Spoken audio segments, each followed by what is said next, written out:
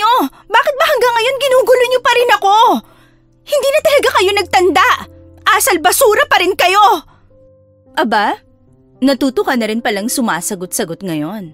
Bakit? Ano bang pinagmamalaki mo? Yang mga tigyawat mong parang puputok na? Huwag mo kaming tinitingnan ng ganyan, ha? Aray!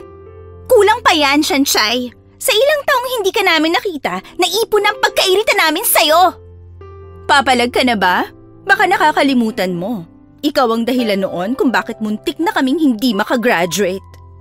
Ako? Ako ang dahilan?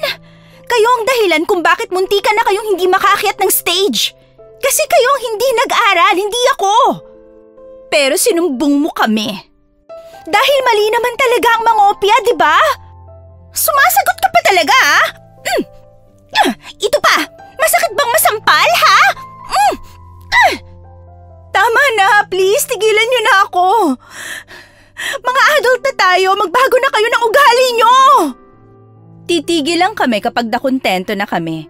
Pero hanggat naaalala pa namin kung paano ka naging hadlang sa mga ginagawa namin noon, hinding-hindi kami magsasawang busitan ka. Magiging miserable ang buhay mo sa amin ngayong nakita ka na namin ulit. Malalaman din namin kung saan ka nagtatrabaho. At kapag nangyari yon, mas magiging magulo ang mundo mo. Naiintindihan mo ba, Shanshay? Jenny, Bea, mga basura talaga kayo! Anong sinabi mo? Eh kung ipalo ko sa'yo to! Itigil mo yan! Nahinto ang pambubuli ng dalawa kay Shanshay nang may dumating na isang lalaki. Matangkad ang binata. Naka-wolf cut pa ito at talaga namang mapapatingin sa mukha nito ang kahit na sinong babae. Litaw na litaw ang nagliliwanag nitong kagwapuhan. Makikita sa suot ng lalaki na talaga namang may kaya ito sa buhay. Napangiti ang dalawang babae habang nakatingin sa binatang si Dao Mingsu. Akala ng dalawang babae natutuwa sa mukha nila ang binata. Pero paglapit nito, isang matalim na tingin ang pinukol nito sa kanila. Nakikita niyo ba mga sarili niyo? Para kayong pinalaki sa ilalim ng tulaya dahil sa inaasal niyo. Mukha lang kayong matapang kapag higit kayo sa isa. Ha? Seryoso ka ba? Pinagtatanggol mo ang isang to? Wait, I know you. Ikaw yung campus crush ng college, ah. Ikaw nga, Dao Mingsu! OMG! Siya nga! Pwede mapapicture? Stop! Kadiri! Huwag nga kayong dumikit sa akin. Ay, ang sungit naman pala. Bakit ka ganyan sa aming mga high-class beauty? Baka naman kasi dahil nandito ang partner mong si Shanshay. Well, nung college nga diba sila ang love team? Talagang ginagaya nila kung ano yung nasa palabas. Dao Mingsu na leader ng F4 na nagmahal ng isang mababang uri na si Shanshay. Karamdam na ng pagkairita si Dao Mingsu sa pinagsasasabi ng dalawa. Kung hindi lang siya sinasanay na maging disenteng tao, baka nasapak na niya si Bea at Jenny. Pinigilan na lamang ng binata ang sarili niya. Alam niya kasing may posibilidad ding mangyari yon dahil nagawa na niya yon nung sila ay nasa high school. Umalis na kayo bago ko pa makalimutang babae kayo. Alis na! Inambahan ni Dao Mingsu ang dalawang babae. Natakot naman ang mga yon kaya dali-dali na rin itong naglakad papalayo. Napabuntong hininga na lamang si Dao Mingsu sa mga sandaling ito. Naiirita siya dahil kinailangan niya pa talagang gawin yon. Hoy ikaw! Ako? Oo, ikaw. May nakikita ka pa bang iba? Kung inaabangan mo magpapasalamat ako, maraming salamat. Baka isipin mong concerned ako sa'yo kaya ako ginawa yon. Nakikita mo ba yung matandang nasa kotseng yon? Siya yung nag-utos na lumabas ako at awatin yung mga babaeng nambubuli sa'yo. Gusto ko lang maging malinaw na wala akong pakialam sa'yo. Hindi ko inakala na makikita ulit kita sa ganitong pagkakataon. Galit ka pa rin ba sa akin dahil nung nasa college pa tayo, inaasar ka rin nila sa akin? Huwag mo nga akong kausapin na parang close tayo kasi kahit kailan, hindi mangyayari yun. Ngumiti si Dao Mingsu at naglakad na rin paalis na parang walang nangyari. Nakita pa ni Shanshay na pumasok yon sa loob ng mamahaling sasakyan. Isang malalim na paghinga na lamang ang kanyang nagawa. Napahawak siya sa kanyang magkabilang pisngi at nararamdaman pa rin niya ang hapdi ng pagkakasampal ng dalawang babae. Kahit kailan talaga, ang mga babaeng yun, wala na talagang pinagbago. Ginampot na lamang ni Sanchay ang mga gamit niyang nagkalat. Inayos niya rin sandali ang kanyang buhok na parang hindi man lang naapektuhan sa nangyari. Matibay ang personalidad ni Sanchay. Ito ang dahilan kung bakit nagawa niyang lampasan ang mga mahihirap na parte ng kanyang buhay, lalo na noong nag-aaral pa lamang siya sa kolehiyo. Nakasanayan na niyang sa tuwing may mang-aapi sa kanya, mabilis niya lamang itong kakalimutan at palalampasin. Ang tanging iniisip niya lang kasi, wala siyang mapapala kung papatol siya sa mga yon. Pag-uwi niya sa bahay nila, agad siyang sinalubong ng kanyang inang si Carmen. Sabik na sabik itong pinaupo ang anak at pinaghandaan ng malamig na tubig. O anak, ano nangyari? Natanggap ka na ba sa trabaho? Kailan ka magsisimula? Magkano ang sahod mo? Mama naman, isa-isa lang. Ang dami niyo agad tinatanong eh. Eh di isa muna. Natanggap ka ba ha? Oo ma, natanggap ako sa trabaho. Halos magtatalon sa tuwa ang kanyang ina sa sobrang saya nito. Pinagsigawan pa ni Carmen sa bintana ang mabuting balita na yon. Si Sanchay na lamang ang nahiya sa pinagsasasabi ng ina niya. Dapat magdiwang tayo anak, may trabaho ka na, hindi ka na magiging pabigat anak. Mama naman, akala ko pa naman masaya ka, yan lang palang sasabihin mo. Masaya naman ako anak, sobrang saya. O siya teka, bakit ganyan ang pagmumukha mo? Hindi naman ako galit eh. Ayos lang ako, ma. May nangyari ba? Pinansin na naman ba ng mga tao yung tigyawat mo? Nakita ko kasi yung mga dati kong kaklase, sina Bea at Jenny. Ay, yung dalawang lukaret! Yun ang away sa'yo dati. Ay, loka yung mga yan ah. Bakit? Ano na naman bang ginawa nila sa'yo? Sinaktan ka ba nila, ha? Ayos lang ako, ma. May dumating naman para ipagtanggol ako eh. Pero hindi naman pala sincere. Ha? Ay, sino naman yan? Lalaki? Gwapo? Mayaman ba, ha? Si Dao Mingsu, ma. Si Dao Mingsu? Niloloko mo ba ako, anak? Abay, sa palabas lang yun eh. Ma, si Dao Mingsu, yung sa school ko dati na nakwento ko sa'yo, yung tinutukso sa'kin. Ay, oo, naalala ko na. Yung gwapo nga, ay naku pambihira. Pinagtagpo nga kayo ulit. Baka nakadadhana talaga kayo sa isa't isa, anak. Mabuti na lang talaga. Sanchay ang pinangalan ko sa'yo. Eh di, pati pangalan nyo, bagay. Ay naku, ewan ko sa'yo, ma. Magpapahinga na nga muna ako. Makalipas ang ilang araw, sa wakas ay magsisimula na rin si Sanchay sa kanyang papasukan. Natanggap siya bilang isang parte ng isang marketing group. At dahil baguhan pa lamang siya, sa pinakamababang posisyon siya inilagay. Sa loob ng elevator, nakasabay niya ang ilang employee na halos lahat tumitingin sa mukha niya. Tila sinusuri ang mga tigyawat niyang parang kada linggo na lang ay nangangana. Pero walang pakialam si Sanchay. Nakatingin lang siya ng diretso at nakangiti. Pagbukas ng elevator ay sabay-sabay nang lumabas sa mga yon. Naiwan na lamang siyang mag-isa ron. Magsasara na sana ang pinto nang biglang may humabol na lalaki. Kapwa nanlaki ang kanilang mga mata nang mamukhaan nila ang isa't isa. Ikaw? Ako? Anong ginagawa mo rito? Ikaw, anong ginagawa mo rito? Ikaw ang unang sumagot, akong unang nagtanong eh. Dito na kasi ako magtatrabaho. Sinusundan talaga ako ng pangit na to kahit saan ako magpunta eh. May sinasabi ka ba?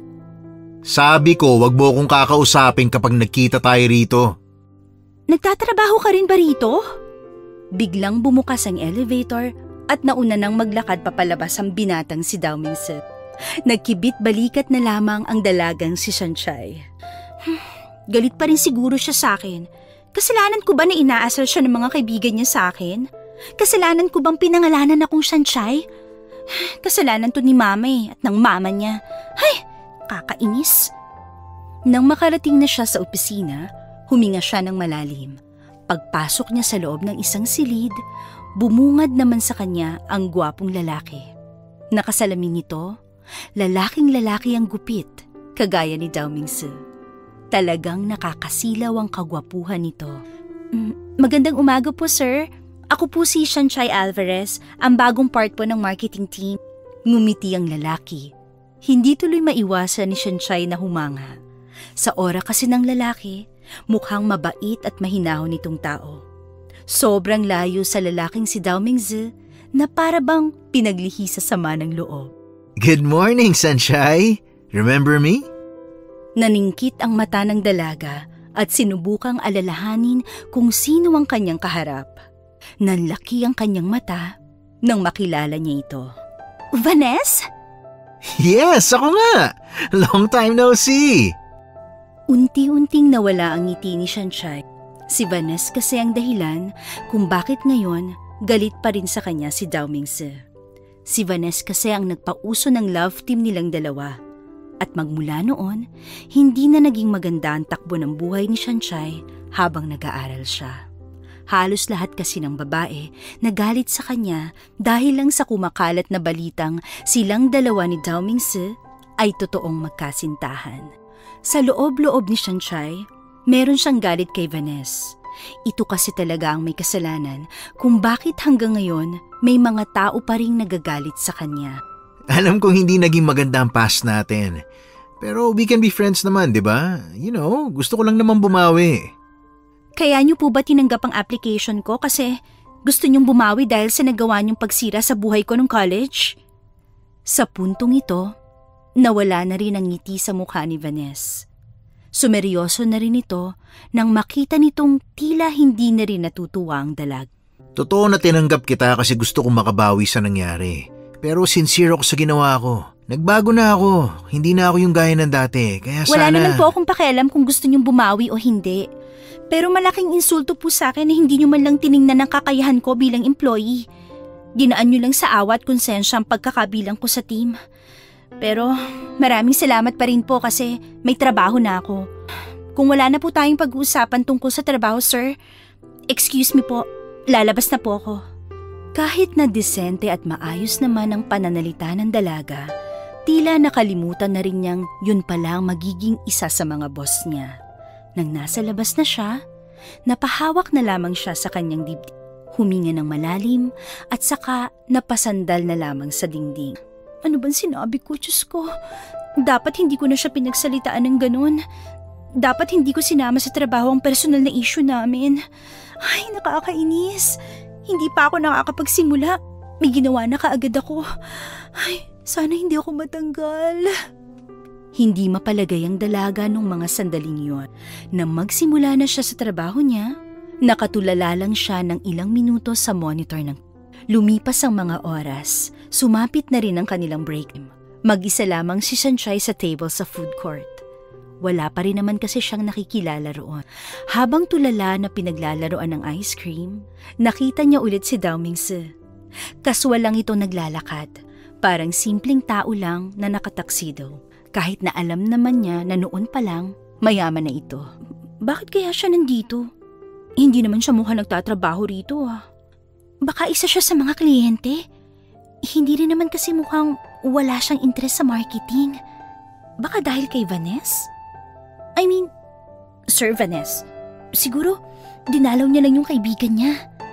Naging maayos naman ang mga unang araw ni Shanchay sa kanilang trabaho.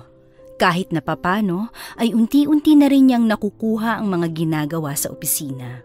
Sa mga nakalipas na araw ay mas napadalas ang pakikipag-usap niya kay Vanessa. Humingi naman ito ng tawad sa kanya at naramdaman naman ni Shanchay na talagang sincere si Vanessa at sinabi pa nga nitong handa niyang kausapin si Dao Mingzi para lang hindi ito magalit sa dalaga. Kahit na ganon, hindi pa rin komportable si Shanchay na kinakausap siya nito, lalong-lalo na sa trabaho. Nababahala kasi siyang baka pag-initan na naman siya ng mga babae, lalo na't marami ang nagkakagusto kay Vanessa. Saktong 10:00 ng umaga nang makarating siya sa kanilang opisina. Hingal na hingal siya dahil ang akala niya ay late na siya. Pero sa kanya lang naalala na 11:11 na palang kanyang pasok. Kaya naman tumambay na muna siya sa lobby ng building. May mga sofa ron na pwedeng gamitin. Agad namang naupo ang dalaga. Napasandal at napapikit. Pagdilat niya, nakita niya si Dao Mingzi sa harapan niya. Kasama nito ang kanyang lola na si Miss Wang. Napaayos ng tayo ang dalaga. Agad itong nagbigay galang sa matanda, habang si Dao Mingzi naman ay walang ganang nakatingin sa kanya na tila naiirita sa presensya niya. Ay, good morning po. Hello po. Mawalang galang na po, pero may sasabihin po ba kayo sa akin? Isang malapad na ngiti na muna ang pinakita sa kanya ng matanda at saka nagsalita. Ikaw si Shanchay, hindi ba? Opo, ako nga po. Kung nagsumbong na po sa inyo si Dao Mingzi, ngayon pa lang po humihingi na po ako ng tawad. Dahil po sa akin kaya tinutokso sa school namin noon. May oras ka ba ngayon, Iha? Po? Kung may oras ka ngayon, pwede ka bang makausap muna? Tungkol po saan? Sumenyas ang matandang babae at may biglang lumapit na isang babaeng nakaitim. Sa suot nito, alam na agad ni Shanchay na parang personal bodyguard ito ng matanda. Dalhin mo siya sa VIP room. Iha, hintayin mo kami ron, ha? Granny naman eh. Ano na naman ba tong ginagawa nyo? Bored ka ba? Ang pananalita mo. Aray! Kinurot ng matandang babae ang binatang si Dao Mingzi. Halos mamilipit naman ang binata sa sakit. Sinabi ko na bang magsalita ka? Manahimik ka dyan. Halika, samahan mo muna ako. Nawindang na lamang si Shanchay sa mga nangyayari. Tinatanong niya ang babaeng bodyguard kung anong meron, pero ngumiti lang yun sa kanya. Nang makarating na sila sa VIP room, marahan na umupo si Shanchay sa malambot na sofa. Sa linis ng silid na yon, parang nahihiya pa siyang itapak ang kanyang paa. Ano kayang katayuan sa buhay ng lola ni Dao Mingzi? Bakit may VIP room? Alam ko naman na mayaman sila, pero sobrang yaman ba talaga nila? Halos 10 minuto lamang siyang naghintay ron. Napatayo siya ulit nang pumasok na ang matanda, pati ang binatang si Dao Mingzi. Padabog na umupo si Dao Mingzi at tumingin sa kanya ng masama. Sige na, Iha. Maupo ka. Maraming salamat po, pero ano po bang pag-uusapan natin? Kinakabahan na po kasi ako. Ako nga pala si Miss Wang. Ako ang lola ng binatang ito. Ako ang may-ari ng kumpanyang ito. Gusto kitang makausap para sa isang mahalagang bagay. Alam ko kasing ikaw lang ang makakatulong sa apo kong ito. Granny, ano ba talagang gagawin mo? Huwag mong sabihin na ikakasal mo ako sa babaeng yan. Huwag kang OA dyan. Tingin mo papatulan ka nitong si Shanchay? Sasama ng ugali mong yan? Bakit siya panlugi? Si Dao Mingzi to, Granny. Baka nakakalimutan mo. Kapag pinalo kita ng tungkod ko, baka ikaw ang makalimot. Manahimik ka muna dyan at hindi pa ako tapos magsalita. Napalunok ng laway ang dalagan si Shanchay. Kinabahan siya sa mga susunod na sasabihin ng matanda. Pero ganun pa man, gusto niya pa ring marinig kung ano man yun. Matanda na ako. Kailangan ko nang ipamana ang mga ari-arian ko. Ang kaso, ito nga po kong ito, walang modo. Kahit matalino siya sa pagmamanage ng negosyo, kung masama ang ugali, wala rin namang mangyayari. Kaya naman, naisipan ko na ikaw ang kunin ko bilang guardian niya habang pinag-aaralan niya mga dapat niyang gawin sa pagiging businessman. Sa sinabing ito ng matanda, ay lalong nagkaroon ng dahilan si Dao Mingzi na tumutol. Tumayo ito para sana magmakto. Pero lumapit ang babaeng gwardya at saka siya pinaupo ulit. Anong magiging guardian ko siya? Mukhang angel yan? Paano magiging guardian yan? Wag naman ganito. Bakit ba ayaw mo kay Shanchay? Dahil ba sa issue nyo nung college kayo? Matagal na yon, iho. Isa pa, wala naman siyang kasalanan doon. Kasalanan nito ng kaibigan mong may sira ang ulo. Manahimik ka muna dyan. Kokonti na lang hahambalusin na kita ng tungkod ko. Excuse me po, pero bakit po ako napili niyong maging guardian niya? mas marami naman pong expert na tao para disiplinahin si Dao Mingzi. Isa lang po akong employee dito. Nabasa ko ang document mo, Iha. Dati kang guro, values education. Nag-resign ka kasi mas kailangan mo ng mas malaking sahod. Dito, ako ang bahala sa iyo, Iha. Ako ang bahala sa sahod mo. Ilang taon lang naman po ako naging values ed teacher eh. At saka isa pa po, bata po ang hawak ko ron at hindi kasing edad ni Dao Mingzi. Magdahan-dahan ka sa pananalita mo, ha? Ikaw ang magdahan-dahan. Mahiya ka naman kay Shanchay. Kumamot-kamot na lamang sa ulo si Dao Mingzi. Nung nasa kolehiyo pa lang kayo, alam ko nang napalaki ka ng maayos na mga magulang mo. Kaya naisip ko na baka kapag napasama si Dao Mingzi sa mga mabubuting batang katulad mo, baka kahit papano tumino rin siya. Maraming salamat po sa offer niyo, Miss Wang. Pero may trabaho na po ako rito at kontento na po ako doon. Hindi ko po matatanggap ang offer niyo. Hindi ko po kayang magdisiplina ng taong ayaw namang tumino sa una pa lang. Hindi kita pipilitin, Iha. Pero pag-isipan mo, ha? Kasi ayoko nang umasa sa ibang tao kasi sa'yo lang talaga magaan ang pakiramdam ko. Tumayo na ang matandang babae. Ngumiti ito sa kanya at hinawakan siya sandali sa kamay niya. Nagpaalam na rin ito at lumabas na kasama ng babaeng body. Naiwan si Dao Mingzi at Shanchay. Masama agad ang tingin ng binata sa dalaga at agad na lumapit ito. Siguro naman ayaw mo rin naman akong makita at makasama araw-araw. Huwag na magbabagong isip mo, ha? Tama lang na hindi mo tinanggap. Mahiya ka naman kung papayag ka. Bakit ka ba ganyan sa akin? Sa pagkakaalala ko, wala naman akong kasalanan sa'yo, ah. Sa pagkakaalala ko rin, wala naman akong dahilan para maging nice sa'yo. Pero wala nga akong kasalanan sa'yo. Kung hindi mo kayang maging nice, wag mo akong itrato ng ganito na parang ang baba ng tingin mo sa akin. Mataas ka ba?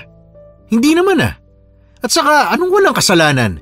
Enjoy na enjoy mo yung chismis dati na girlfriend kita. Enjoy na enjoy mo na ginagaya natin yung palabas na paborito nila. Ang kapal! Anong sabi mo? Hindi mo ako masisinda kahit ikaw pala ang magmamana ng pinapasukan kong company. Tao ka lang din. Umalis ka na nga rito. At bakit? Hindi pa naman ikaw ang may-ari nito ah. At, hoy! Nagsasalita pa ako! Hindi na pinansin pa ni Shanchay si Dao Mingzi. Lumabas na ito agad ng VIP room. Sinubukan pa siyang habulin ng binata. Pero nakapasok na siya agad ng elevator. Pagbaba niya, nakasalubong niya agad ang dalawang babae na sobrang pamilyar sa kanya. Nanlaki ang mata niya. Nagtataka kung ano ang ginagawa ng mga yon sa building na yon. Bakit kayo nandito? Peke ang ngiting pinakita ni Bea at Jenny sa mga sandaling ito habang nakaharang sa dadaanan ni Shanchay. Dumistansya siya ng konti sa ideya na baka may gawin na namang hindi maganda ang dalawa. Alam niya kasing walang pinipiling lugar si Bea at Jenny. Anong ginagawa namin dito? Malamang magtatrabaho. Bakit? Ikaw lang ba ang pwedeng magtrabaho dito? Dito rin kayo magtatrabaho? Oo. At alam mo ba kung anong mas masaya ron, ha? Kasama ka namin sa iisang department! Naghawakan pa ng kamay ang dalawang dalaga na halata namang inaasar lang din siya. Kung nandito lang kayo para sirain na naman ang buhay ko, nakikiusap ako sa inyo. Wag na, please. Kailangan ko ang trabahong ito. Kung magsalita naman ito, para namang napakasama namin at kami pa ang kontrabida. Ano ka ba?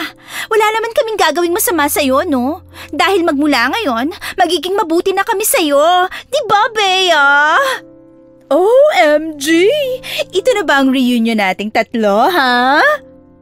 Hinawakan ni Bea ang kanyang pisngi. Tinapik-tapik ito ng mahina at bahagyang inilapit ni Bea ang mukha niya sa mukha ni Shanchay. Magiging mabuti kami sa'yo. Pero kapag may ginawa ka na namang hindi namin magugustuhan, makakaranas ka ulit ng hindi maganda. Wala kang Dao Mingzi na aasahan dito, ha? Kasi kahit kailan, hindi ka naman niya naging Shanchay. Bye, Shanchay! See you mamaya! Napahigpit na lamang si Shanchay ng pagkakahawak sa kanyang bag. Umalis na lamang siya ron at nagtungo na lang sa lobby. Dumaan ang ilang araw. Nakasama na nga ni Shanchay ang dalawang babae sa department nila. Tulad ng sinabi ng mga yon, walang ginawa mga yon para busitin siya. Tahimik lamang ang dalawa. Kaswal lang si Bea at Jenny sa tuwing makakausap niya ang dalawa. Hindi tuloy magawang magduda ni Shanchay. Naninibago kasi siya na ganun katahimik ang mga bully. Nasanay kasi siya na walang araw na hindi siya inaalipusta. Pag-uwi ni Shanchay, isang masamang balita ang sinabi ng kanyang ina. Mama naman, alam mo naman na ang tindahan lang ang meron tayo eh. Bakit niyo pa po sinanla? Ano magagawa ko? Ang laki na rin kasi ng utang ko sa mga kaibigan ko eh. Kailangan ko silang mabayaran. Sinabi ko na kasi sa inyo na dapat matagal nyo nang tinigilan ng pagmamadyong nyo eh. Alam nyo naman po na hindi tayo mayaman. Pero nagsusugal ka pa rin. Ngayon, sinandaan nyo pa ang tindahan tapos sasabihin mo, ilang araw na lang at kailangan na nating tubusin? Saan po ako kukuha ng malaking pera, ma? Kasi simula ko pa lang po sa trabaho eh. Nanahimik na lamang ang babaeng si Carmen. Alam naman itong mali ang ginawa niya, kaya hindi na siya makapalag sa mga sinabi ni Shanchay. Dahil sa problemang ito, nakapagdesisyon na si Shanchay na tanggapin ang offer ng lola ni Dao Mingzi. Wala na siyang ibang choice kundi yun na lang. Kung hihintayin din naman kasi niya ang sahod niya, hindi rin aabot. At kung umabot man, kulang na kulang pa rin. Isa pa, naisip niya rin na maganda ng way yun para makalayo na siya kay Bea at Jenny. Kinagabihan, kinontak ni Shanchay ang numerong binigay sa kanya ng bodyguard ni Miss Wang. At dakong 8:00 nga lang din, isang itim na sasakyan ang pumarada sa tapat ng kanilang bahay. Sinundo siya nito at dinala sa mansyon. Namamangha si Shanchay habang pinagmamasdan ng paligid. Nasa labas pa lang siya, hindi na siya makapaniwala na nakakakita siya ng ganun kalaking bahay. Wow! Ang laki ng bahay? Akala ko dati mayaman lang si Dao Mingzi. Sobrang yaman pala talaga niya. Pagpasok nila sa napakalawak na sala, saktong nakasalubong niya si Dao Mingzi. Gulat na gulat ang lalaki. Muntikan pa itong matumba. Buti na lang nakahawak ito sa kung saan. Anak nang! Anong ginagawa mo rito? Pinapunta ko siya rito. Teka, huwag mong sabihin. Hello po. Magandang gabi po, Miss Wang. Halika, iha. Sumama ka sa akin. Ikaw daw, Mingzi. Manahimik ka dito sa bahay, ha? Dahil ngayong gabi, si Shanchay magsisimula na sa trabaho niya. Napanganga na lamang ang binata. Mas lalo pa siyang nainis nang hindi siya pansinin ni Shanchay. Dire-diretso lang ang dalaga palapit sa matanda. Matapos makausap ni Shanchay ang matandang si Miss Wang, agad namang dumiretso sa kanya si Dao Mingzi. Galit ang binata. Padabog pa nitong sinarado ang pinto at agad na lumapit kay Shanchay. Akala ko ba ayaw mo? Bakit ngayon pumapayag ka na? Hindi ko na kailangang ipaliwanag sa'yo. Hindi na yung parte ng trabaho ko, di ba? Ganyan ba talaga kapag mukhang pera? Kahit na alam nilang hindi magandang tingnan, pumayag ka pa rin dahil sa pera. Alam mo kung anong problema sa inyo mahihirap? Lahat gagawin nyo para lang sa pera. Isang malakas na sampalang natanggap ni Dao Mingzi mula kay Shanchay. Nanlaki ang mata ng binata habang nakahawak sa kaliwa niyang pisngi. Hindi siya makapaniwala sa nangyari. Hindi niya inakala na isang kagaya lamang ni Shanchay ang sasampal sa iniingatan niyang mukha. Nagawa mo yun? Sino ka ba, ha? Oo, mukhang pera nga ako at tama ka. Gagawin ko ang lahat para lang sa pera. Kasi alam mo kung bakit? Kasi hindi ako kagaya mo. Kahit na humilata ka lang maghapon, hindi ka magugutom. Hindi ka mamamroblema sa pera. Hindi ka mangungutang sa iba. Hindi ka magmamakaawa na wag palayasin sa bahay. Hindi ako kagaya mo. Kasi ako, kami ng nanay ko, kailangan naming kapalan ang mukha namin. Kailangan naming lunukin ng pride namin para mabuhay. Kailangan naming ibaba ang pagkatao namin para lang makaahon. Kahit kailan, hindi mo maiintindihan ang bagay na yon. Kasi ikaw, pinanganak kang mayaman. Hindi mo maiintindihan kung bakit ang mga katulad ko ay mukhang pera. Kasi ikaw, kaya mo magkapera kahit wala kang silbi sa pamilya nyo. Ako? May silbi man ako o wala, hindi ako basta-basta magkakapera. Hindi ako basta-basta makakaahon. Kasi hindi ako kagaya mo! Natameme na lamang ang binatang si Dao Mingzi. Kitang-kita ang tila gigil na mukha ni Shanshay. Dinuro siya ni Shanshay na dahilan para mataranta siya. Akala niya ay sasaktan siya ng babae. At siya nga pala, sabi sa akin ni Miss Wang, kung kinakailangan na saktan kita para madisiplina, gawin ko. Kaya kahit anong oras, pwede kitang sampalin, Dao Mingzi. Hindi na ito ang lampat iyaking estudyante noon na nakikita mo. Ibang Shanshay na to. Kaya kapag sinungitan mo ko, mayayari ka sa akin. Naintindihan mo? Kung makapagsalita... Sagot! Oo! Makasigaw to. Tumingin pa ng masama si Shanshay kay Dao Mingzi. Naglakad na rin palabas ng silidang dalaga. Naiwang natulala na lamang si Dao Mingzi at napaisip sa lahat ng kanyang narinig. Samantala, kahit na nagpakita siya ng tapang kay Dao Mingzi, hindi pa rin mawala sa sarili niya ang kabahan. Sa katunayan, sinubukan lang din niyang sindakin ang binata. At hindi rin naman niya alam na magiging epektibo yon. Nakatingin lang siya sa palad na pinangsampal sa binata. Napapailing na lamang si Shanshay. Wala naman kasing sinabi si Miss Wang na pwede siyang manampal o manakit. Dakong 11:00 na ng gabi, inayos na ni Shanshay ang mga gamit. Sa mansyon na rin kasi siya titira para mas mabantayan niya si Dao Mingzi. Malaki ang silid na pinagamit sa kanya. Sobrang layo sa nakasanayan niyang kwarto sa bahay nila. Silid niya rito, parang 2 bahay na nila kung pagsasamahin. Sobrang naninibago si Shanshay. Hindi pa rin niya nasabi ang tungkol dito sa kanyang ina. Hindi pa rin siya nakakapag-resign sa trabaho kasi nahihiya siyang kasisimula pa lamang niya, aalis na siya kaagad. Kinaumagahan, maagang nagising si Shanshay. Pinuntahan agad niya si Dao Mingzi sa kwarto nito para gisingin. Sa araw na ito, may kailangang puntahan ng binata. Isang mahalagang bagay na may kinalaman sa negosyo. Dao Mingzi! Gumising ka na dyan! Anong oras na oh? May kailangan ka pang puntahan! Gising na! Nang hindi pa rin magising ang binata, kinuha niya ang sapatos sa gilid at pinalo ito sa paa ng lalaki. Aray ko! Ano ba problema mo? Lunes ngayon, may kailangan kang lakarin. Bumangon ka na dyan kung ayaw mong isumbong kita kay Miss Wang. Oo na, babangon na. Bad trip naman talagang buhay to. Alam mo, ngayong nandito ka na sa mansyon, pakiramdam ko magiging kalbaryo ng buhay ko. Tama! Anong tama ha? Siguro gumaganti ka sa akin nun oh. Dun ka kay Vanessa gumante, siya ang may kasalanan ng lahat. Maligo ka na. Nakikinig ka ba sa akin? Hindi. Ay, masisiraan na ako ng ulo sa'yo eh. Lumabas ka na nga. Dito lang ako. Hihintayin kitang matapos maligo. Ini-invade mo yung privacy ko. Ayos ka lang ba? O baka hindi mo rin alam ang bagay na yon? Kailangan kong makasiguro na naligo ka. Sabi ni Miss Wang, may time na nagbasa ka lang ng ulo at nagpabango. Ay naku, yung matandang yun talaga. Lumabas ka na. Dito lang ako. Sige, gusto mo yan ha? Ngumisi ang binatang si Dao Mingzi. Para bang meron itong masamang binabalak? Pero hindi naman yun napansin ni Shanshay. Basta para sa dalaga, ginagawa niya lamang ng maayos ang trabaho niya. Halos kalahating oras na naghintay si Shanshay sa loob ng kwarto ni Dao Mingzi. Mga ilang sandali lang, narinig niyang lumabas na rin ng banyo ang binata. Nakatopless lang ito, habang si Shanshay naman, nakatayo pa rin sa gilid. Huwag mo sabihin panunuorin mo ako magbihis. Gusto mo bang makita kung ano Bilisan mo na magbihis. Sa labas lang ako.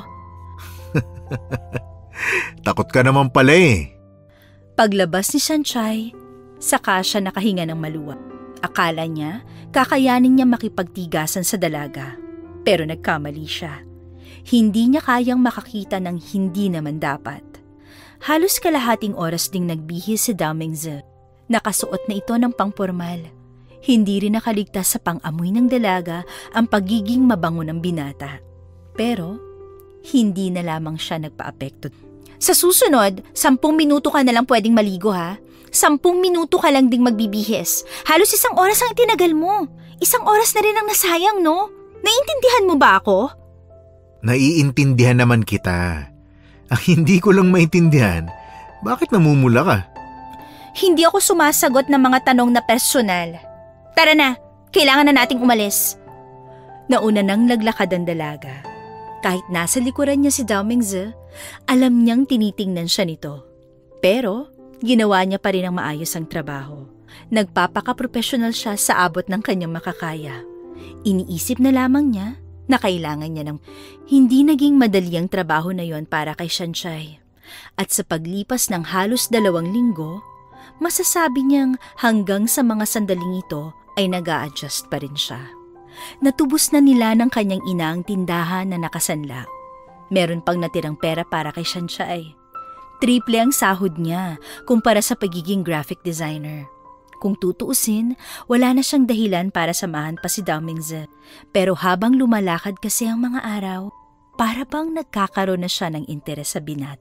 Para bang gusto niyang maging parte sa pagiging better ni Dao Mingzi. Hindi niya rin alam kung bakit. Basta, nagiging masaya siya kapag nakikita niyang kahit papano, nagkakaroon ng improvement ang binat. Tungkol naman sa samahan nilang dalawa, hindi na sila nagtatalo. Paminsan-minsan na lang kapag tinutopak si Dao Mingzi. Madalas ay nakikinig na rin ang binata sa kanya. Kung minsan pa nga, kapag may gustong gawin ng binata, tinatanong niya pa sa dalaga. Masasabi ni Shanshay na kahit papano, nagiging maganda na rin ang pakikitungo ni Dao Mingzi sa kanya. Bagay na ikinatuwa ng dalaga. Uy, ano bang mas maganda? Ito o ito? Wala dyan. Wala pa rin? Ang dami ko nang pinakitang damit sa'yo, wala ka pa rin gusto? Dao Mingzi naman, dinner ang pupuntahan mo at hindi underground party, no? Mukha kang gangster dyan, no? Pwede ba iwanan mo na nga yung pagiging barumbado outfit mo? Magiging tagapagmana ka na ng company. Unti-unti ka na nagiging formal pagdating sa kilos at pananalita eh. Yung pananamit mo na lang ang kailangan nating ayusin. Oo na. Ang dami mo namang sinasabi. Kunin mo yung black na yon tapos mag-slacks ka. Tapos bagayan mo ng brown shoes ha. Ayun, yun oh. Naku, bulag naman ito. Lumapit ka kasi, puro ka ayun oh. Hay naku, kung ahas lang yan, kanina ka pa tinuklaw. Lumapit ang dalaga patungo sa lagayan ng mga sapatos. Pero sa hindi inaasahang pangyayari, may kung anong bagay ang natapakan niya sa lapag. Dahilan para madulas siya. Mabuti na lamang nasalus siya ni Dao Mingzi sa likod. Nagtama ang kanilang paningin. At sa puntong ito, naramdaman na lamang ng dalaga ang bilis ng tibok ng kanyang puso. Hindi niya alam kung anong nangyari sa kanya. Kinakabahan siya. Nalilito siya kung gusto niya ba ang mga eksenang yon o hindi. Pero nang makaramdam na siya ng pagkailang, siya na mismo ang kumalas sa posisyon nila.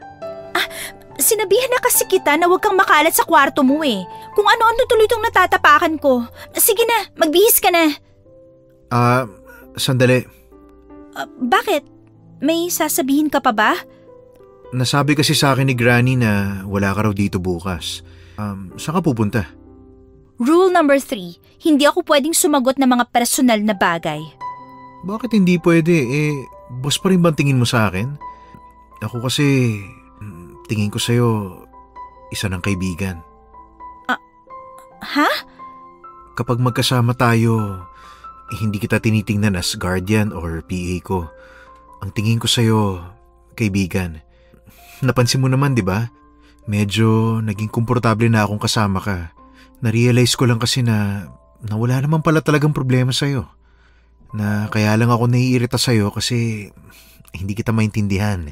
Hindi ko maintindihan kung bakit okay ka pa rin kahit ang dami nang nanira sa'yo dati.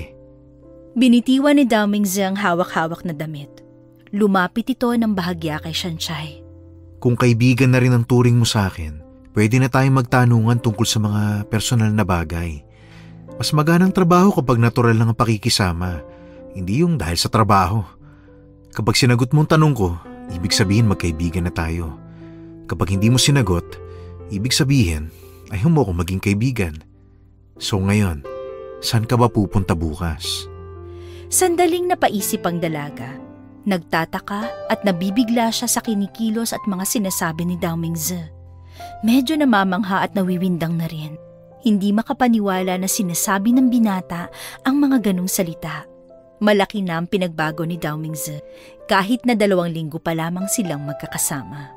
Makikipagkita sa akin si Vanessa. Nang marinig yun ni Dao Mingzi, otomatikong nagkasalubong ang kilay nito. Tila hindi ito nagustuhan ng binata sa hindi nito maipaliwanag na dahilan. Ano? Makikipagkita ka kay Vanessa? Oo, bakit?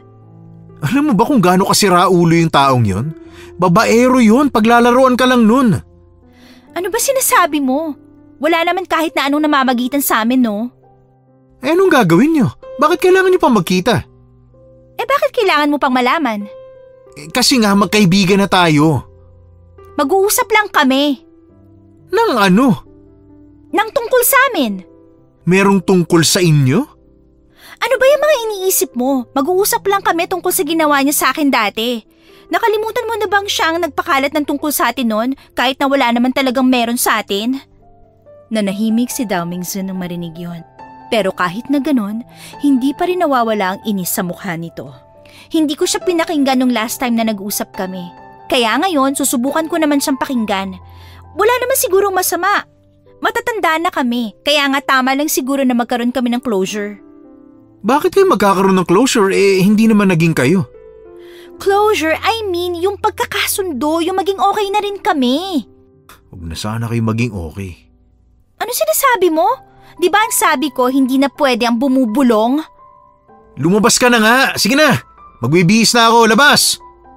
Huwag mo akong sinisigawan. Hindi porket magkaibigan na tayo, kalilimutan mo na kung anong trabaho ko. Oo nang, daming sinasabi. Sige na, magbibihis na ako. Lumabas na lamang si Shanshay para matapos na rin ang usapan na yun. Hinintay na lamang niya ang binata sa loob ng sasakyan. Maya-maya lang, pumasok na rin sa kotse ang lalaki. Bakit nandyan ka sa tabi ni Mang Ramon? Dito ka sa akin, tumabi ka rito. Magkaibigan na tayo, di ba? Bumuntong hininga na lamang si Shanshay at sinunod ang kagustuhan ni Dao Mingzi. Habang nasa biyahe sila noong mga sandaling yon, bigla na lamang bumuhos ang ulan. Mabuti na lamang, hindi rin naman ganun kalakas. At may nakahanda namang payong ang dalaga. Tahimik lang na pinapanood ni Shanshay ang nadadaanan nila. Tahimik lang din naman ang binata. At sa tuwing titingnan niya si Dao Mingzi, nakikita niya ang magkasalubong na kilay nito. Hindi na naman niya maintindihan kung bakit na naman ito nagsusungit. Maayos silang nakarating sa isang restaurant kung saan gaganapin ang dinner. Si Shanshay na mismo ang nagpayong kay Dao Mingzi hanggang sa makapasok na sila sa loob. Aalis na sana si Shanshay nang biglang hawakan ni Dao Mingzi ang kamay niya. Dito ka lang. Hindi ako kasama sa dinner. Hinatid lang kita dito. Ano ba nangyayari sa'yo? Kinakabahan ako eh. Hindi ko alam kung kakayanin kong kausapin si Mr. Lim nang ako lang mag-isa. Kayang-kaya mo yan. Tandaan mo lang ang mga tinuro ko sa'yo, yung mga inaral natin. Ang pinaka dapat mong gawin, tumingin ka sa mata ng kausap mo. Sigurado ko bang kakayanin ko? Paano kung hindi?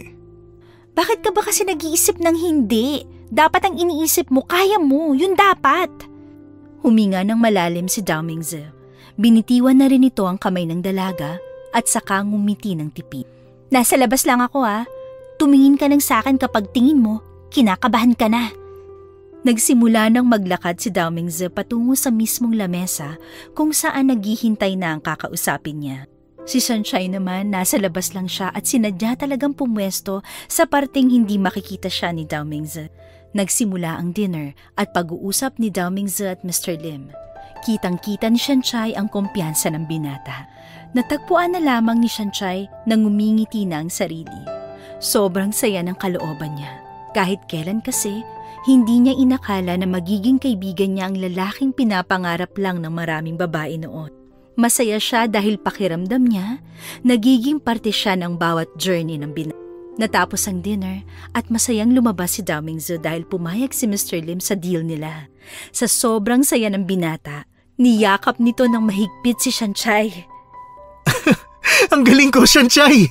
Pumayag si Mr. Lim. Nakita mo naman, di ba, kung gaano kasi si Mr. Lim habang kausap ako? Ang galing ko! Nagawa ko makipag-usap ng hindi pumapalpak. Ang galing natin, Shanshay! Muli siyang niyakap ng lalaki at itinaas pa ng bahagya. Natauhan na lamang sila nang mapansing nakatingin sa kanila ang ibang tao sa restaurant. Sorry. Nadala lang ako ng emosyon. Masaya ako para sa'yo, Daomingz. Ang laki ng pinagbago mo. Sigurado akong matutuwa si Miss Wang. Alam mo, mula talaga nang dumating ka sa buhay ko, malaki ang pinagbago ko. Tingin ko, ikaw talaga yung liwanag sa buhay ko eh. Sanchay, hindi ko kaya kapag nawala ka. Ha? Ano sinasabi mo dyan? Hindi na nakasagot pa ang binata nang biglang bumuhos na naman ang ulan. Dahil malakas ang hangin, halos magsiksika na silang dalawa sa ilalim ng payong. May kung anong kaba na naman ang nararamdaman ni Sanchay. Pero sa pagkakataong ito, sigurado na siya. Sigurado na siyang gusto niya na magkadikit silang dalawa ni Daomingz. Medyo napasana ng ulan ng dalawa nang makarating na sila sa sasakyan. Hinubad agad ni Daomingz ang coat nito at binigay sa dalaga. Suotin mo yan. Manong, pakibabaan nga yung aircon. Salamat. Ngumiti ang kanilang driver. Ngiting tila kilig na kilig. Masaya ang puso ni Sanchay nang makabalik na sila ni Daomingz sa mansyon. Pero nang pumasok na ang dalaga sa sariling silid, bigla na lamang niyang naisip ang isang bagay. Hindi pwedeng magkagusto ko kay Daomingz. Personal assistant na lang ako at saka isa pa, hindi naman ako kagandahan. Ang dami ko pang tigyawat. Hindi pwede. Dapat pigilan ko tong nararamdaman ko. Masasaktan lang ako sa huli. Bumuntong hininga na lamang si Sanchay. Inayos niya ang buhok at saka ngumiti ng malapad. Trabaho lang, Sanchay. Bawal lumandi, ha? Bawal. Kinabukasan, maaga siyang umalis ng mansyon. Day off niya, kaya naman dadalawin niya rin ang kanyang ina. Hindi na niya ginising pa si Daomingz. Nagpaalam lang siya kay Miss Wang at saka umalis na rin. Pag-uwi niya ng kanilang bahay, naabutan niya ang kanyang ina na nagluto ng kung ano-ano. Wala namang okasyon pero hindi niya alam kung bakit ito naghanda. Ma, bakit ka nagluto ng ganito karami? Ay naku ka, ang aga-aga mong dumating tapos wala kang alam. Surprise pa naman sana to, anak. Walang alam sa alin. Ano bang meron? May kaibigan ka kasi nasa kusina. May niluluto. Pumunta siya rito kasi sabi niya gusto raw niyang makipag-ayos sa'yo, anak. Ay, ang pogi rin niya. Pero Team Daomingz pa rin naman ako, ha? Naku ma, ano ba yung pinagsasasabi mo? Teka lang ha, sino kaibigan ba sinasabi niyo? Ay, puntahan mo na lang siya sa kusina at tulungan mo! Dahil curious siya, naglakad ang babae patungo sa kusina.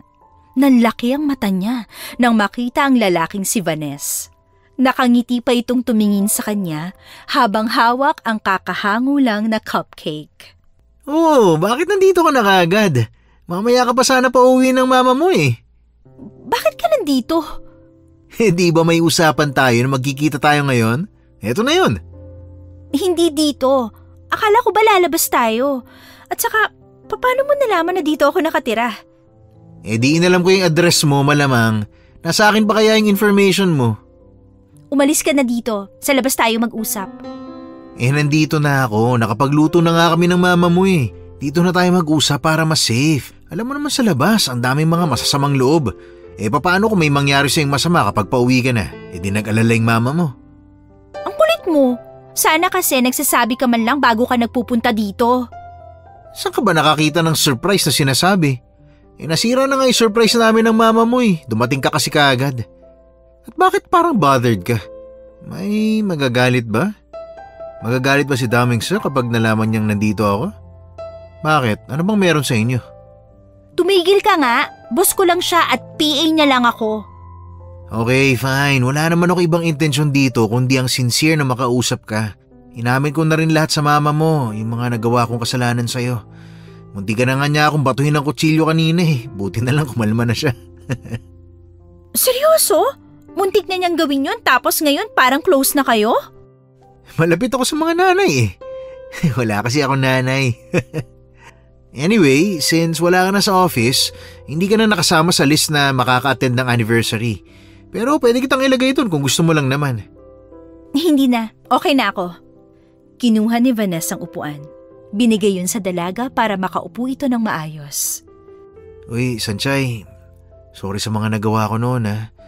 Inaamin kong mali yung ginawa kong pagpapakalat ng maling information sa buong campus. Dahil doon, mas lalo kang nabully ng mga babae. Akala ko noon cool na ako kasi dinamay kita sa trip ko kay Daomingso. Pero hindi ko alam na talaga palang maraming nagbago sa buhay mo noon. Napaka-immature ko nung time na yon, so I'm really so sorry ha. Pinagsisisihan ko na lahat. Ngumiti ng mapait ang binata. Bumuntong hininga naman si Sanchay. Sa totoo lang, ayaw na rin naman niyang palakihin pa ang issue. At isa pa, kahit na naiirita siya kay Vanessa, nararamdaman naman niyang sincere ito sa mga sinasabi niya. Malaki na ang pinagbago nito mula nung magkaka-schoolmate pa lang sila nung kolehiyo. I know, hindi mo ako kaagad mapapatawad. Pero deserve ko naman na hindi patawarin eh. Ang akin lang naman, marinig mo yung mga gusto kong sabihin. Na gusto kong malaman mo na talagang pinagsisisihan ko yon. Sa totoo lang, nung una kitang makita, nakalimutan ko na ikaw ang pinakamataas sa office. Naalala ko lang lahat ng pinagdaanan ko. Pero ngayong narinig kita, tingin ko wala naman na akong dahilan para magtanim pa ng sama ng loob. Matatanda na tayo, kailangan na nating mag-move on dahil may mga priority na tayo sa buhay. Vanessa, pinapatawad na kita. Kung ano man ang mga nangyari nun at kung ano man ang mga masasamang pinagdaanan ko, gusto ko nang kalimutan yon. Huwag mo na ring isipin yon dahil ayoko naman na may bigat ka pa ring dinadala. Lumapad ang ngiti ng binatang si Vanessa. Hindi na nito napigilang mapayakap sa dalaga. Maraming salamat, Sanchay. Hindi mo alam kung paano mo napagaan ang kalooban ko. Sobrang salamat ha. Aray ko, mababali ang buto ko sa'yo eh. Alam mo, Sanchay, sobrang swerte ng kaibigan ko sa'yo. Ha? Wala. I mean, ang swerte ng boss mo kasi mabilidad kang tao. Natawa na lamang si Sanchay. Matapos ang kanilang pag-uusap, kumain na rin silang tatlo sa lamesa. Noong mga sandaling yon, magaan lang ang kalooban ng dalaga. Pakiramdam niya, unti-unti na niyang nababawi ang mga pangit na araw nung nasa college pa siya. Kinabukasan, nung bumalik na siya sa mansyon, nakaabang na agad si Daomingso sa kanya sa sala. Mabilis itong napatayo na makita siyang pumasok. Parang batang sabik na makwentuhan. Anong naging usapan niyo ni Vanessa kagabi? Matagal ba kayo nag-usap? Saan kayo nag-usap? Matagal kami nag-usap, kasama namin si Mama. Ang daldal nilang dalawa. Nang marinig yon ni Daomingso, nagsimula nang uminit ang ulo nito. Anong sinabi mo? Bakit kasama ang mama mo? Huwag mong sabihin inaaya ka na magpakasal niya ni Vanessa. Nahihibang ka na ba? Bakit naman gagawin ni Vanessa yun? May kaibigan lang naman kami. At magkaibigan na kayo ngayon? Oo naman. Hindi ba pwede? Paano mo naging kaibigan yung taong naging dahilan kung bakit ka nabubuli dati? Ha? Explain mo nga. Pinatawad ko na siya. Ano? Nagawa mo siyang patawarin? Anong klase ka? Bakit ba? Ano bang problema mo? Ikaw ang problema ko. Bakit ba ganyan ka? Utu-utu ka masyado eh. Akala mo totoong sincere yung kumag na yon? Hindi ako utu-uto. Alam ko kung kailan sincere ang isang tao at kung kailan hindi. Bakit ba parang galit ka kay Vanessa? May kaibigan kayo, di ba? Huwag mong ilihis ang usapan. Gusto kong malaman kung bakit kasama ninyo yung mama mo. Malamang kasama namin si Mama. Nasa bahay kasi kami. Sa narinig na ito ni Daomingso, parang mababaliw na ito sa selos na nararamdaman. Unti-unti itong napaatras hanggang sa makarating na ito sa pader. Hindi niya matanggap na mas nauna pang nakarating si Vanessa sa bahay ng dalaga kesa sa kanya. Pinuntahan ka ni Vanessa sa bahay ninyo? At ayos lang sa'yo at ayos lang sa mama mo? Pareho silang madaldal, ibig sabihin close na sila? Hindi. Bakit ba ganito? Ang unfair! Napasandal ang binata sa pader at marahang napaupo. Para na itong nagwalling sa pagiging dramatic. Nababaliw ka na ba? Bakit ka pa nagkakaganyan? Drama mo? Pumunta si Vanessa sa bahay nang hindi ko alam. Alam niya ang address ko kasi nasa kanya naman lahat ng information ng mga employees niyo, di ba? Muntikan pa nga siyang mabato ng kutsilyo ni Mama nang malaman ni Mama ang ginawa niya sa akin eh. Wala kaming ibang pinag-usapan kundi ang kasalanan niya sa akin, yun lang. Teka nga, bakit ba ako nagpapaliwanag sa'yo? Hindi na nakasagot pa si Dao Mingzi nang dumating si Miss Wang na kasama ang babae nitong bodyguard. Nag-aaway ba kayo? Bakit dinig na dinig ko ang boses niyo hanggang sa taas? Muling tumayo si Dao Mingzi. Marahan itong lumapit sa kanyang lola. Granny, deserve ko bang maramdaman ito dahil sa pagiging suwail ko noon? Kawawa naman ako kung ganun. Tumakbo na parang bata si Dao Mingzi patungo sa silid nito. Napapailing na lamang si Shanchay. Shanchay, ano ba nangyayari sa taong yon? May sinagot ko lang naman po yung tanong niya. Tapos nagwaling po siya at nagdrama. Tingin mo ba? Nababaliw na ang apo ko?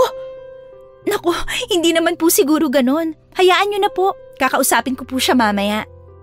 Hindi lumabas ng kwarto si Dao Mingzi ng buong araw. Hindi rin ito makausap ng maayos ni Shanchay. Dahil bukod sa hindi niya ito pinagbubuksan, hindi rin naman ito sumasagot sa kanyang mga tawag. Nakakaramdam na ng inis si Shanchay sa mga sandaling yon. Kaya maya-maya lang din, iniwan na lamang niya si Dao Mingzi.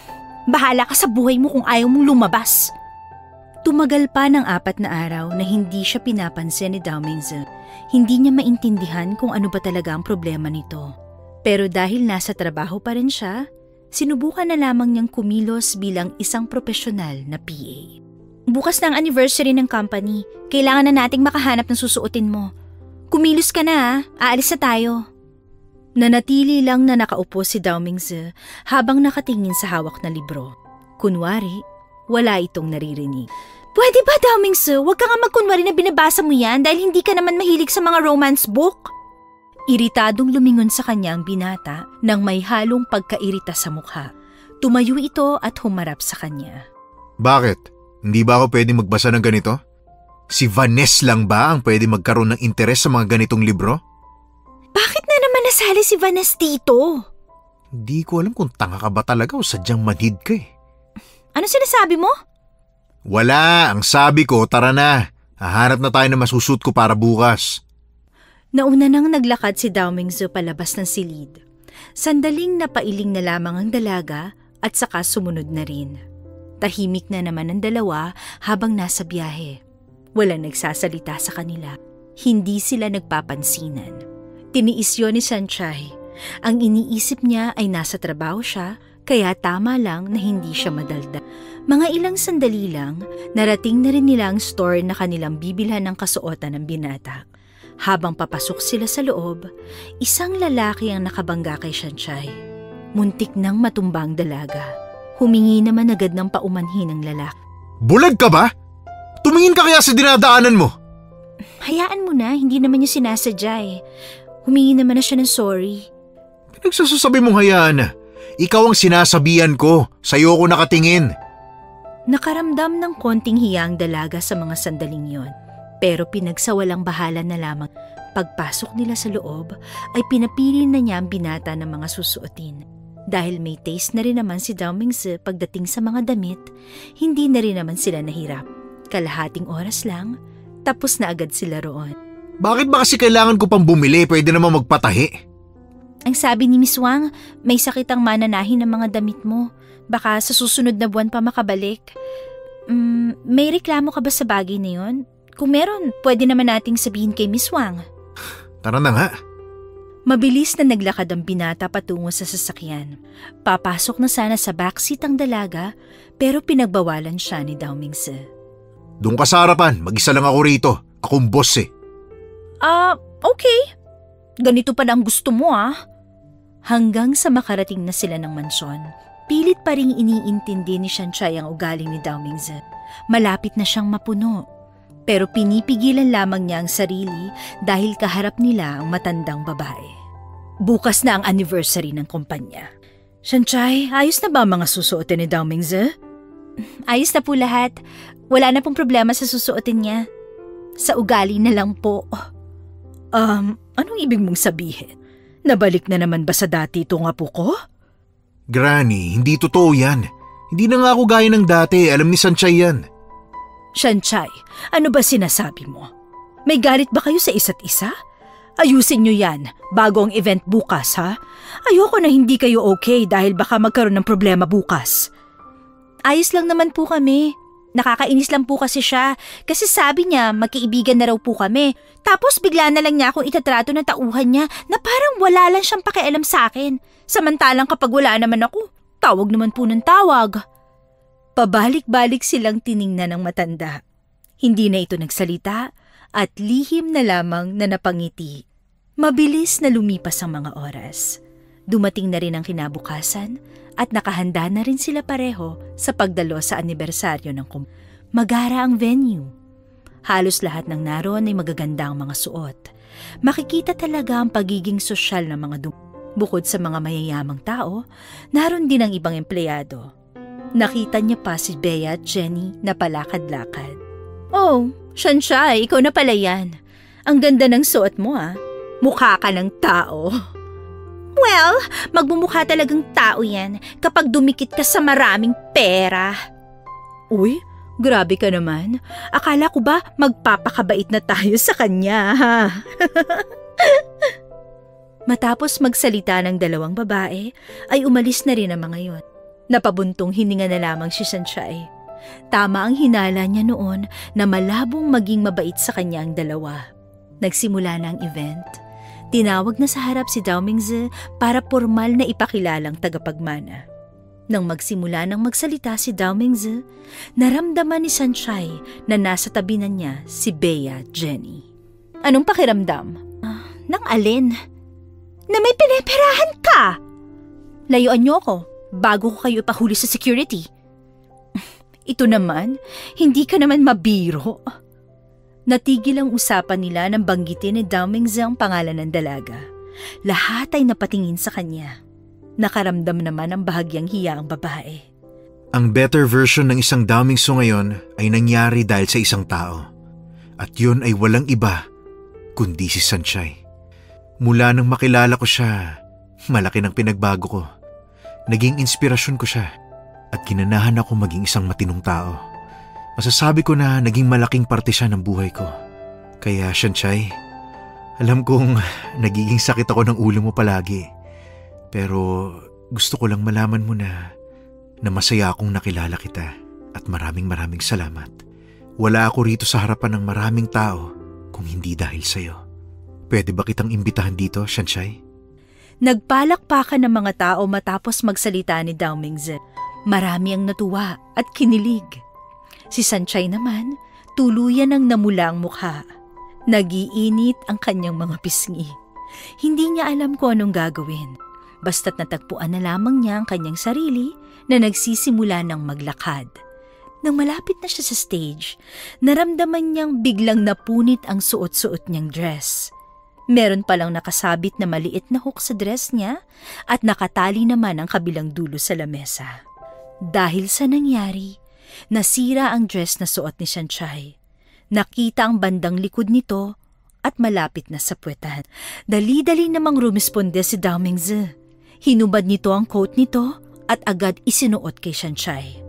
Nakita ni Dao Mingzi ang dalawang babae na nasa gilid. Pamilyar yon sa kanya. Tumatawa ang dalawa na parang kaligayahan nila ang pagkapahiya ni Shanshay sa harapan ng mga tao.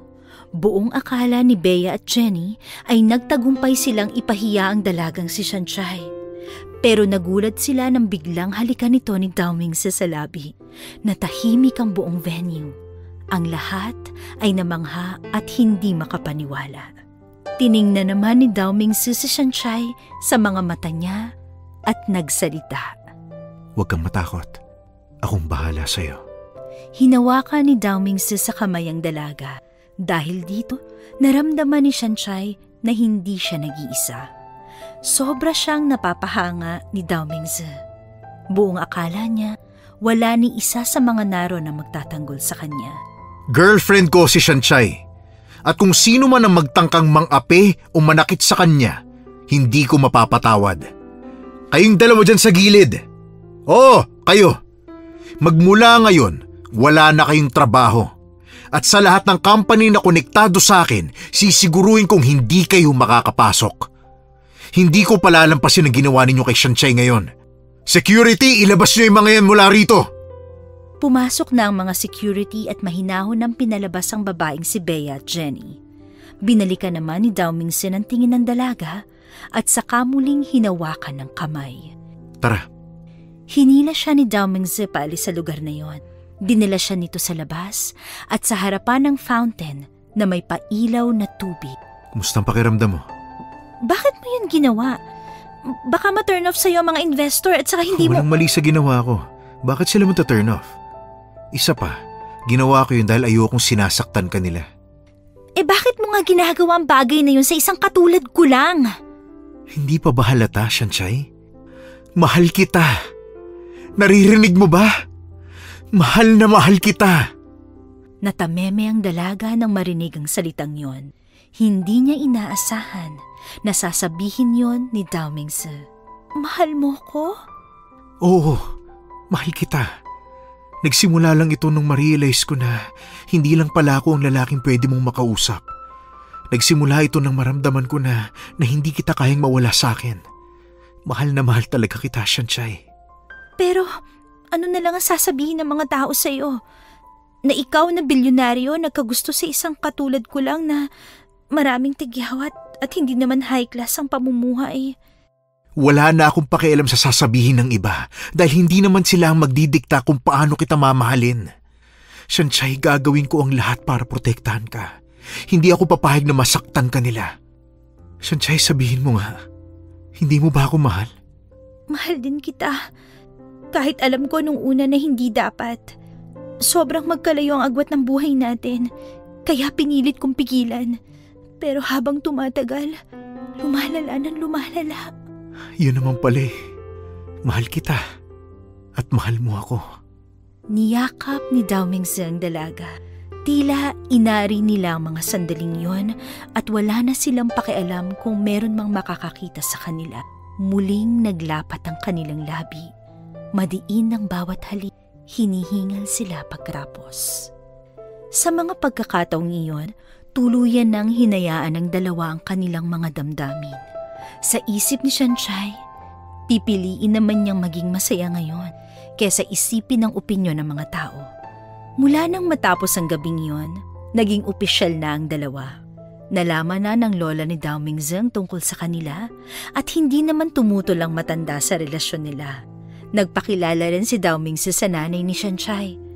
At kahit hindi naman marunong magluto ang binata, pinilit nitong magluto ng kung ano-ano. Matapatan lamang ang ginawa ni Vanessa. Kumusta po yung luto ko?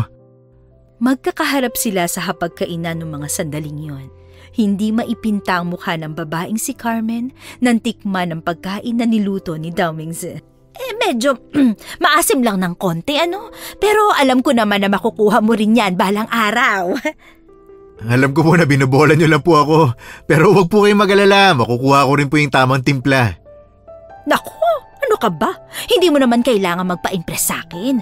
Baka hindi mo natatanong. Team Dao Mingzi ako! Yan ka na naman, ma. Di ibig pong sabihin may ibang team?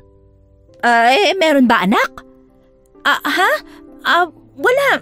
Ano ba yung sinasabi niyong team na yan? Siguruhin mo lang na wala akong kaagaw sa'yo, Shanshay. Kapag nalaman kong may ibang pumoporma sa'yo.